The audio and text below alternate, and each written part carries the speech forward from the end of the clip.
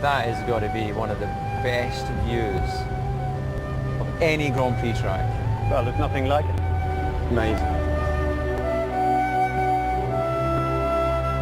I came first here mid-70s. It hasn't lost any of the charisma or the attraction. This is one of those must-do before you die things. I love this. I mean, if you're a Grand Prix fan, you can come and you can park your car at the swimming pool chicane. You can have a beer at Raskas. You can have dinner at Tobacco.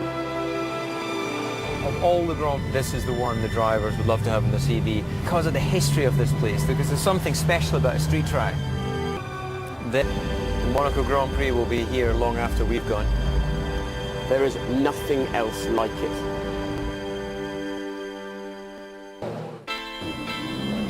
From the start, we rush up towards the Sandy Boat corner, which is a very vital corner. It's a very fast corner. We drop a gear, go through there about 90 miles an hour, up the hill, changing into fourth gear, trying to straighten out the hill. It's a bit of a wiggle-wuggle. We come to the crest of the hill, we've got to start braking very shortly just before we get there, and then drop a gear into third to go round and into the casino square. We try and have the curve very, very tightly there. More or less arrive into the square a bit broadside. It's all very spectacular just at that point, and then switch over immediately onto right lock, and the car gets very light as it goes over the hill, down past the tip top to the next right-hander, where I normally keep to the centre of the road. We then chuck it round this right-hander and a very short, sharp squirt in second gear down to the station hairpin, down into first. Sometimes the tyres lock up here under brake in the front. Run round the first gear corner, very sharp acceleration there, up into second gear around the next right-hander, then another hard squirt of throttle down to the waterfront, drive right out up onto the pavement, as close to the wall as we can get, accelerate up from second into third, into fourth, into the tunnel, through the tunnel, very fast corner here, out of the tunnel into a blaze of sunshine, and we're in fourth gear. We reach the highest speed on this particular part of the circuit. Down towards the chicane, a very fast left and right here, along the waterfront towards the tobacconist corner, drop into third gear, braking hard, up the ramp, through tobacconist, right close to the wall, accelerating way up to fourth gear, long past the back of the pitch towards the gasworks hairpin.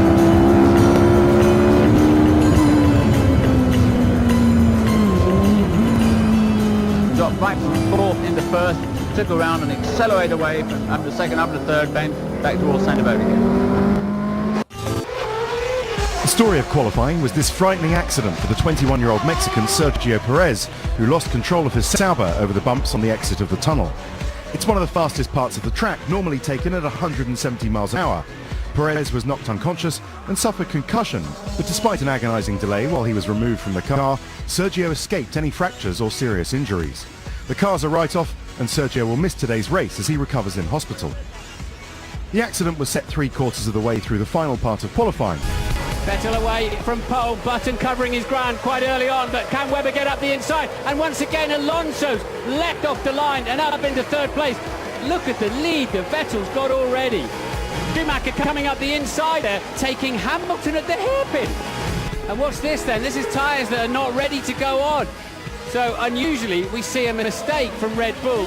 So Webber straight in as well into the Red Bull box. He's losing a huge amount of time. Hamilton's up the inside and he makes the move to pits. Well, the mechanics weren't ready, Martin. What's Look going what on? is going on this afternoon. Got a very clumsy pass going on as Hamilton gets frustrated and drives into Felipe Massa by side in the tunnel. So Hamilton's passed him in the tunnel. Massa gets out on the marbles straight into the barrier. Now the leaders are going to get mixed up in all of this lot as well. And there's damage there, there's contact. There'll be behind. safety car for sure now. So we've got a red flag. We go back into a restart procedure and off they go.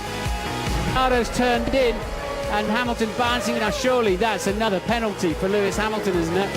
Sebastian Vettel finally wins the Monaco Grand Prix. He is the master of Monaco, and behind him two world champions, Fernando Alonso and Jenson Button.